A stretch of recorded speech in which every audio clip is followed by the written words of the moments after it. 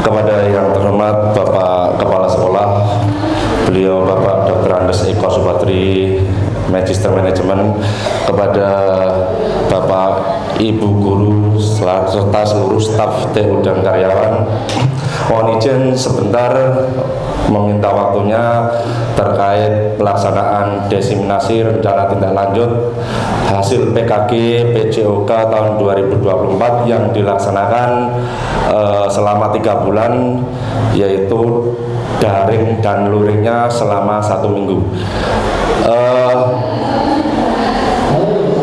Waktunya tidak lama, nanti hanya 8 slide saja.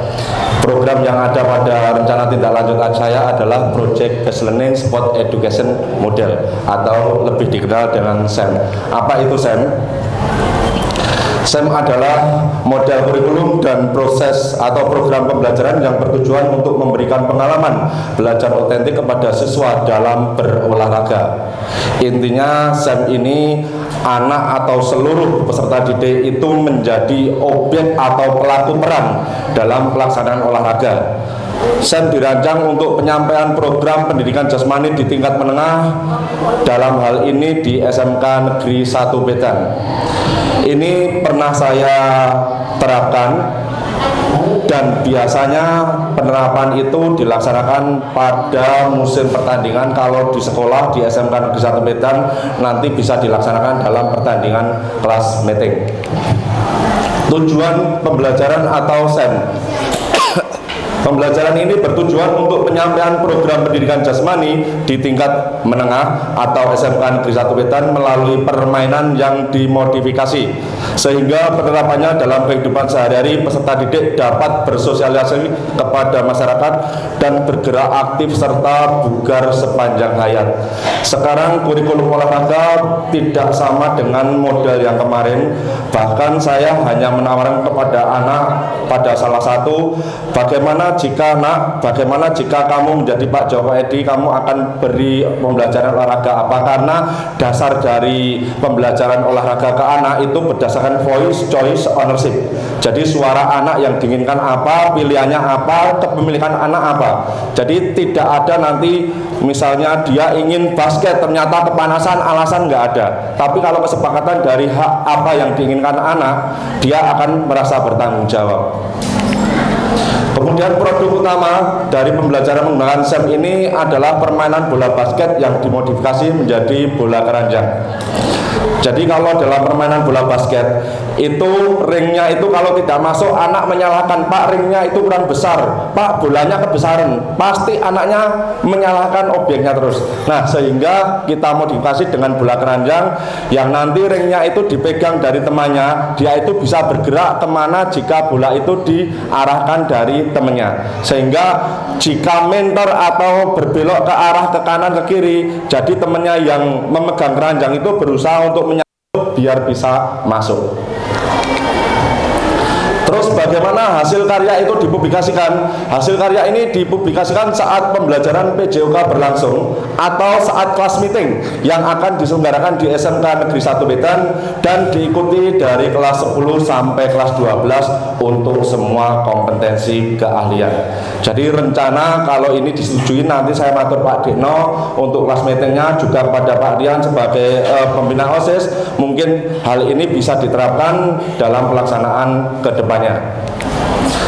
Terus pertanyaan kunci yang harus dijawab: 1. Tujuan pembelajaran, apa yang ingin dicapai peserta didik melalui proyek ini? 2. Permainan model SEM atau Sport Education Model, apa yang unik dan menarik dari permainan tersebut? Terus selanjutnya proses pembelajarannya, bagaimana peserta didik akan mengumpulkan informasi tentang permainan tersebut? Untuk selanjutnya perlombaan, strategi apa yang digunakan untuk memenangkan perlombaan? Itu pertanyaan pemantik. Kemudian tipe proyek dalam pembelajaran SEM. 1. Memecahkan masalah dalam dunia nyata. Artinya dunia nyata memang anak itu nanti dari awal mungkin sambutan misalnya pertandingan bola keranjang Bupati Cup atau Bapak Kepala Sekolah Bapak Eko Subadri Cup. Nah nanti anak itu seolah-olah memberikan sambutan seperti Pak Eko memberikan sambutan, bahkan sampai pengalungan medali. Nah, itu anak yang melaksanakan. Kemudian bersosialisasi dengan sesama.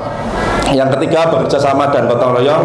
4, kesetaraan gender. Di SMK Negeri 1 Petan karena banyak perempuannya, nah nanti yang menjadi gawang itu biasanya yang laki-laki.